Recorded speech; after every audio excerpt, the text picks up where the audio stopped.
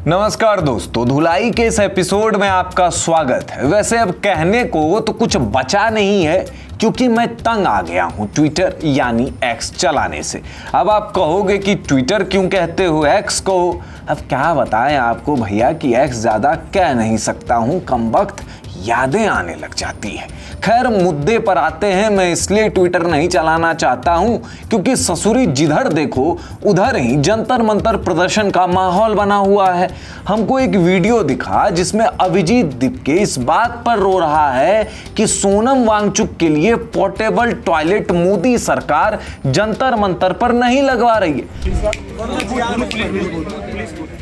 अभी हम जंतर मंतर के पुलिस बूथ जो है उसके बाहर खड़े हुए हैं क्योंकि हम पुलिस से रिक्वेस्ट कर रहे हैं कि सोनम वांगचुक जी आज अनशन पर बैठे हुए हैं और यहाँ पर जो 2 पब्लिक वॉशरूम्स है वो बहुत ही ज़्यादा गंदे, ये लोग साफ़ सफाई भी नहीं करवा रहे अथॉरिटीज़, और ऊपर से पानी भी रोक रखा है।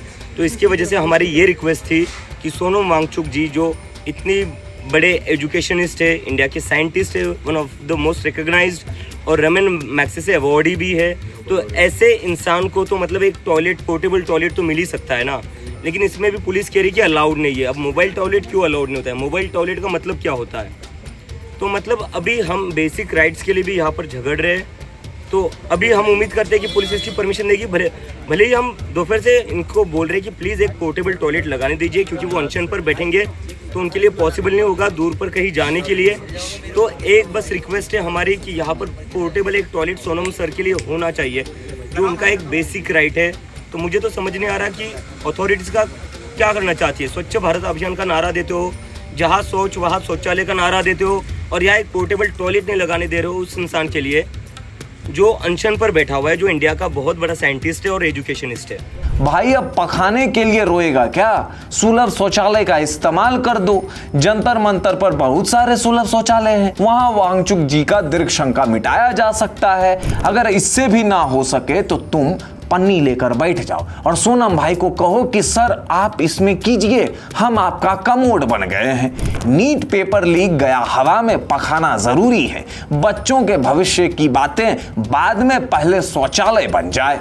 Future is not important, toilet is important. Dipke के इस बयान के बाद से मैं अक्षय कुमार जी से कहना चाहूंगा कि टॉयलेट एक प्रेम कथा के सीक्वल में दीपके और सोनम बाबू को लीजिएगा। ये असल कहानी बताएंगे आपको कि किस कष्ट में इनकी शंका निकली थी। वैसे सलाह तो मेरी ये है कि ऐसा क्यों ना किया जाए कि एक 5 स्टार होटल के एक कमरे को सिर्फ अपनी शंका मिटाने के लिए बुक कर लिया जाए। क्या दीपके जी, आइडिया बढ़िया नहीं है क्या?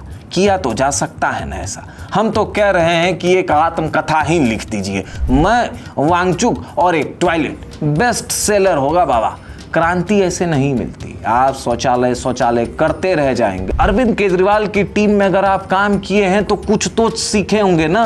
अरे मंच पर खुद को गरीब दिखाना होता है, ऐसा दिखाना होता है कि दुनिया की सारी बीमारी आपको लग गई है। भूख हड़ताल ऐसे नहीं होती है कि पानी की बोतल वीडियो में साफ साफ दिखाई दे।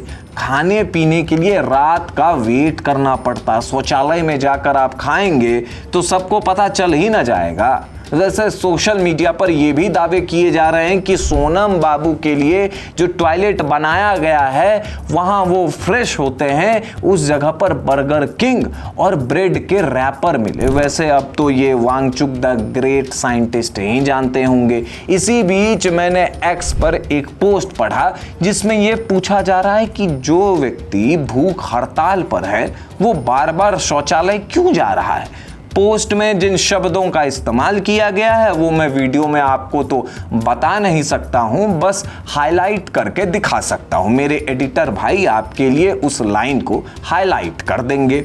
और दीपके ने कहा था कि वो हिंदू मुस्लिम की राजनीति नहीं करेंगे, लेकिन फिर भी वहां खाना बांटने वाला मुस्लिम है, पंखा चलाने वाला मुस्लिम है, दूध लाने वाला मुस्लिम है, बिरयानी बांटने वाला मुस्लिम है, नमाज भी पढ़ी जा रही है। आप कहोगे कि इसमें दिक्कत क्या है?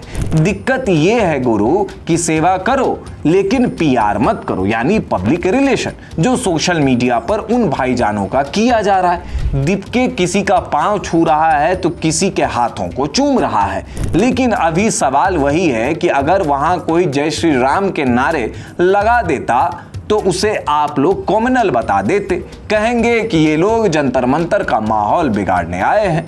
वैसे अगर जंतर मंतर के इस प्रदर्शन को शाहीन बाग के प्रदर्शन में बदल दिया जाए तो वो कॉम्युनल चीज थोड़ी होगा।